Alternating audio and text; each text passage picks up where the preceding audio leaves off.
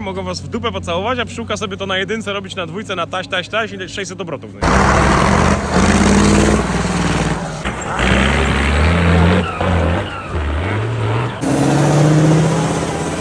Także patrz jak zjeżdża, patrz.